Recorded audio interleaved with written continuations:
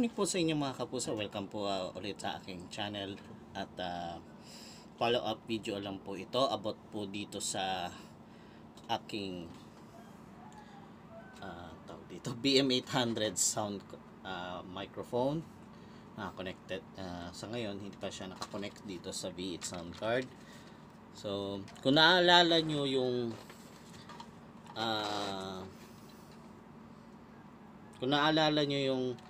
video na ginawa ko last time about sa pag-setup nito at may narinig kayong static noise, ngayon ipapakita ko sa inyo kung paano ko siya na-resolve, kung paano ko natanggal yung static noise niya.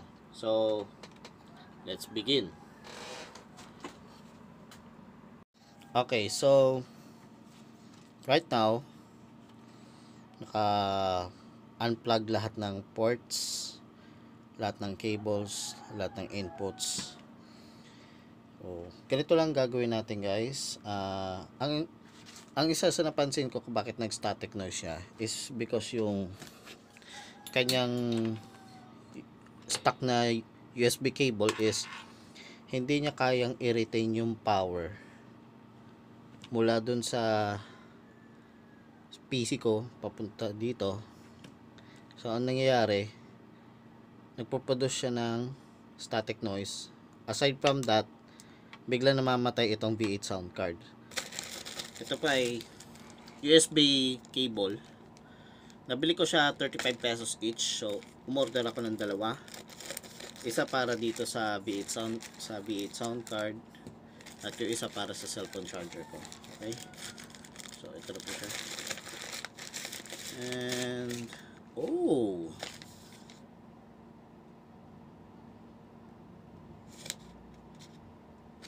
okay.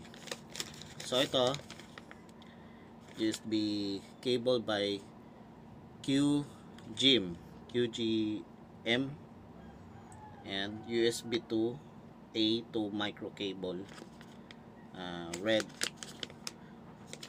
na plug, red na braided cable. Yes, braided cable po siya. So dalawa po yan at meron pa siyang kasamang isa, Hydra shooting skin. Ano to? Pero yun nga, yun, maraming salamat sa seller kasi napakamura lang ng bili ko dito. Siguro ilalagay lang to sa mukha. O kung ano to, wala ko idea, paki-comment na lang po sa comment section. So buksan lang po na muna natin isa kasi isa lang ang gagamitin natin. So yun nga, meron siyang cable strap, 35 pesos, not bad, braided, and ang haba po niya is 1 meter. Yan. So yun ang kailangan po natin para ma-power up si V8 sound card. So ayun nga po, no, wala pang naka-attach na kahit ano. Okay, mauna ko munang ikakabit ito sa PC. Yan. Astig na ito, meron siyang kasamang ano, pero dahil medyo malayo, ngayon ikakabit natin ito. Astig na ito, man.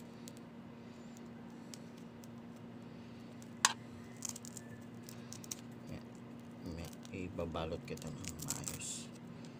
Ngayon, ito ang paraan para mawala yung static noise at saka maging smooth yung deliberation ng power mula doon sa PC papunta dito.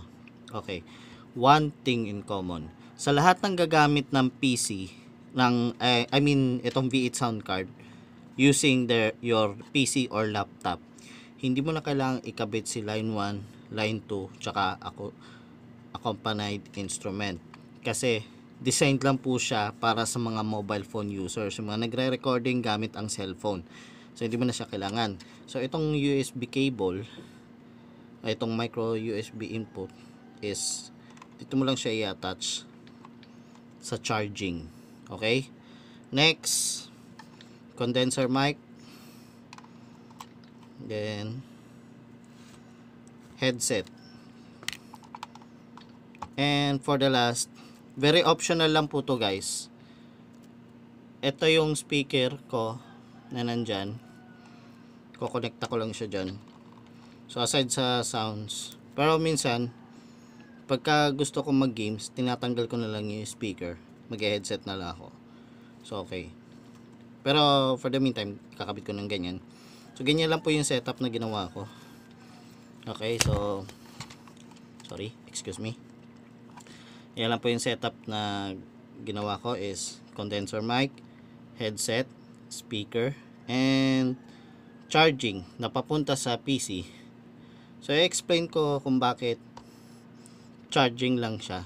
Well, parang katulad lang din sa cellphone. Pagka nagsalpa ka ng kahit anong USB device papunta sa iyong computer, madedetect niya kung ano yung device na kinabit mo. So parang sa cellphone din, ganun din siya, madedetect para makita yung storage.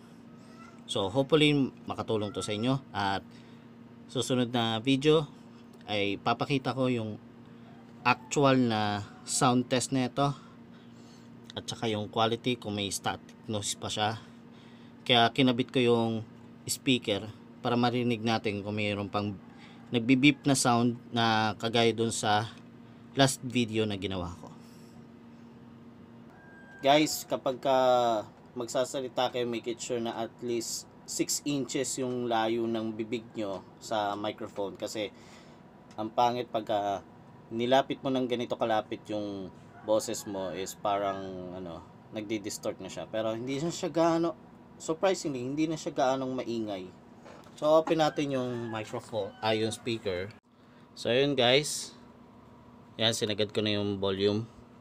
Wala na yung dating static noise na pit tit tit, mga ganun. So hinaan ko lang, baka magising yung kapitbahay. Pero pakinggan nyo yung boses ko. Hello, sound test. Sound test, sound test. Ayan. Pero pagka play natin, maigi yung sounds.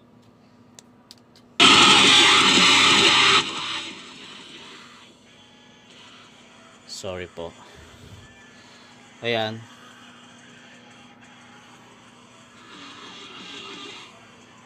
So ayan guys, yan, nakakonect siya. Condenser mic, headset, speaker, at yung bago nating USB cable. So maraming salamat po sa mga nanood dyan. Please like and subscribe, and hopefully may nakatulong tong video sa inyo. Thank you so much. Peace mga kapusa. Yeah.